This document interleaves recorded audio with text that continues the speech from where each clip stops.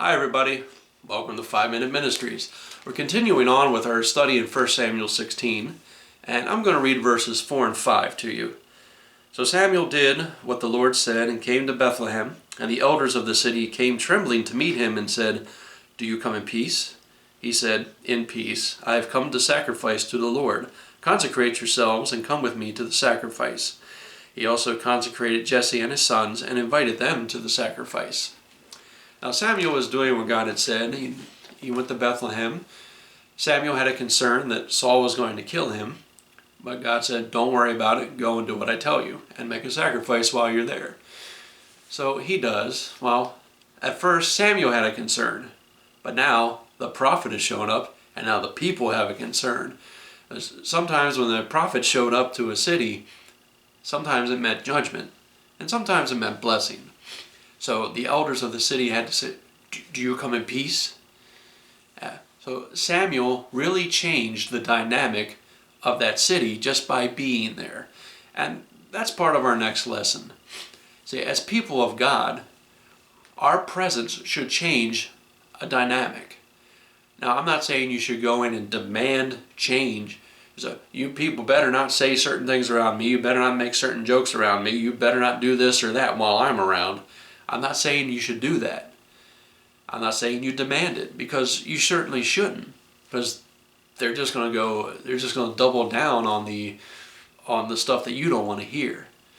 Our presence when we walk into a room or we walk into a group of people, and I've noticed it in my own life, people change their demeanor when you present yourself as a person of God.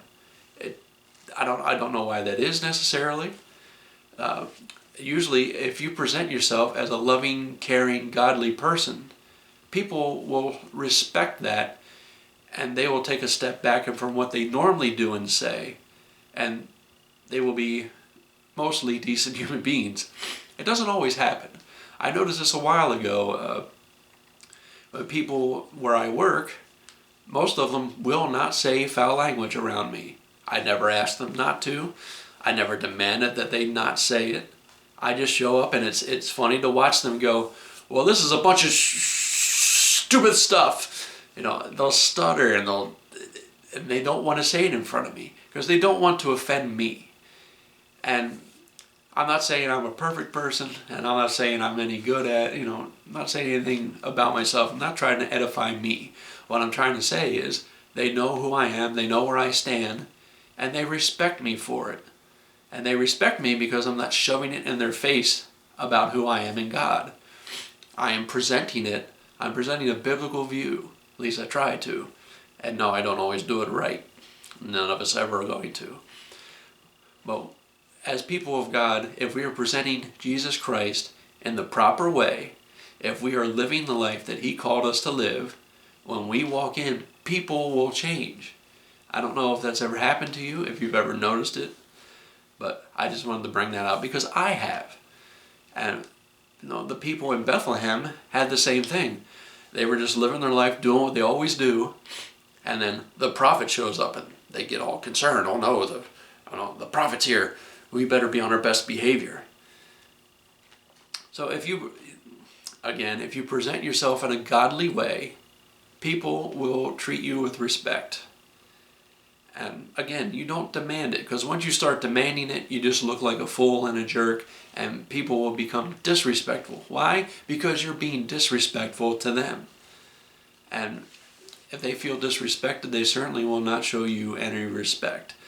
So, as a person of God, live like you're supposed to live. Live according to what the Bible tells you to do. Live the law of Christ, as the New Testament says. Be loving and compassionate, full of mercy, be gentle, peaceable, and care about others. And that's the important thing. The more we are like Christ, the more people will take notice to it. Well, this has been 5-Minute Ministries, and we'll continue on with our study in 1 Samuel 16 next time.